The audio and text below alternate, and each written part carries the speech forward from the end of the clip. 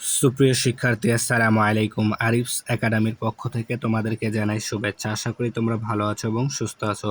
তো আজকে আমি তোমাদের গণিত বইয়ের পৃষ্ঠা নম্বর 82 এর 1 এবং 2, ঠিক আছে, এই দুইটি অঙ্কের সমাধান করে দিব। তাহলে চলো শুরু করা যাক। তো তার আগে আরেকটি কথা, সেটা হচ্ছে তোমাদের কাছে একটা রিকোয়েস্ট, সেটা হচ্ছে তুমি যদি আমার চ্যানেলে নতুন হয়ে থাকো তাহলে অবশ্যই আমার চ্যানেলটি সাবস্ক্রাইব করে দাও, ঠিক আছে। তাহলে দেখো 1 নাম্বার, তো বলছে সঠিক উত্তরের পাশে টিক চিহ্ন দিই, ঠিক আছে, সঠিক উত্তরের পাশে টিক চিহ্ন দিই। তো 1 নাম্বার বলছে দুইটি প্যাকেটের প্রতিটিতে 10টি করে কলম আছে। দুইটি প্যাকেটের প্রতিটিতে 10টি করে কলম আছে। কলমগুলো 5 জন শিক্ষার্থীর মধ্যে সমান ভাগে ভাগ করে দিলে প্রত্যেকে কয়টি করে কলম পাবে? সমস্যাটি সমাধানের সঠিক প্রক্রিয়া কোনটি? ঠিক আছে, তাহলে দেখো আমাদের কাছে দুইটা প্যাকেট আছে আর একটা প্যাকেটে কলম আছে 10টি, ঠিক আছে, এবং আমরা ভাগ করে দেব 5 জনকে।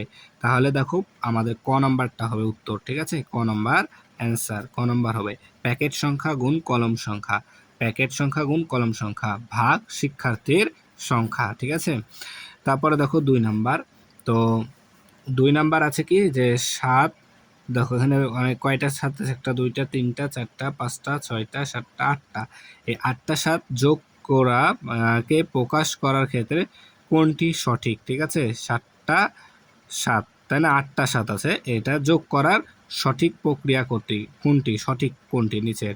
তাহলে দেখো এটা আমরা করব কিভাবে। এখানে প্রথমে দেখো 7 আছে, তাই আমরা 7 লিখবো, ঠিক আছে, 7 আছে তাই 7 লিখবো।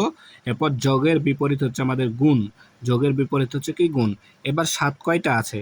একটা, দুইটা, তিনটা, চারটা, পাঁচটা, ছয়টা, সাতটা, আটটা, তাই এখানে আমরা 8 লিখবো, ঠিক আছে।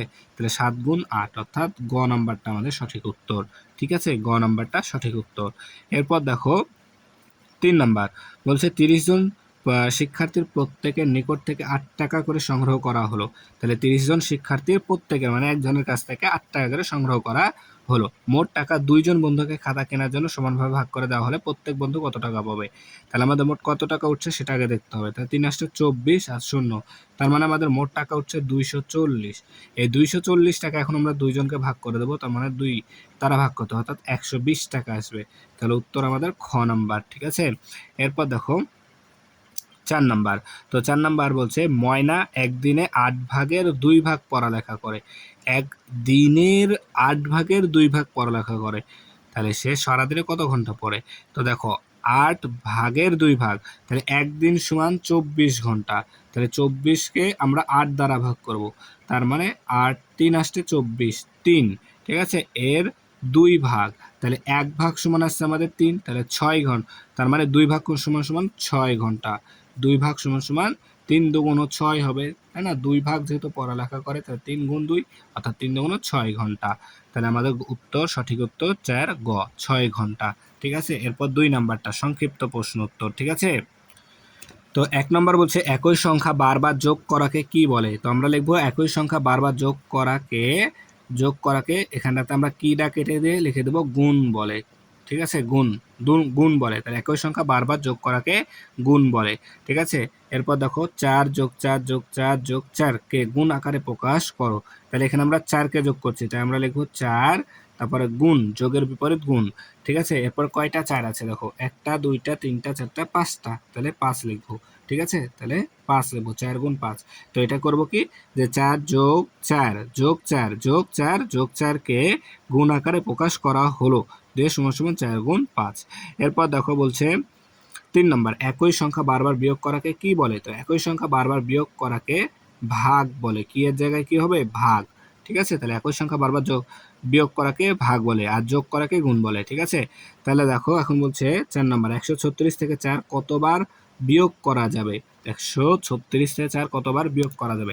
অর্থাৎ 136কে যদি আমরা 4 দ্বারা ভাগ করি, তাহলে প্রথমে দেখো 4 দ্বারা ভাগ করতে হবে 136কে, তাহলে 3 4 12, তাহলে এখানে 3 থেকে 2 বার দিলে 1, এই 16 নেমে গেল, 4 4 16, তাহলে 34 বার, ঠিক আছে। তাহলে এখানে 136 থেকে 34 বার, ঠিক আছে, এখানে 34 বার, কত জায়গায় 34 বার 4 বিয়োগ করা যায়। এরপর দেখো বলছে 5 নম্বর 7কে 25 বার যোগ করাকে বিকল্প রূপে প্রকাশ করো। তাহলে যোগ করাকে বিকল্প রূপে, যোগের বিকল্প রূপে গুণ, তার মানে আমাদের হবে 7 গুণ 25, 7 গুণ 25, ঠিক আছে। তাহলে লিখবো 7কে 25 বার যোগ করা 7কে 25 বার যোগ করাকে বিকল্প রূপে প্রকাশ করা হলো সমান সমান 7 গুণ 25। এরপর দেখো 3 বার 18 যোগ করাকে বিকল্প রূপে সেম ভাবে তাহলে 3 বার 18 তাহলে 3 গুণন 18, ঠিক আছে।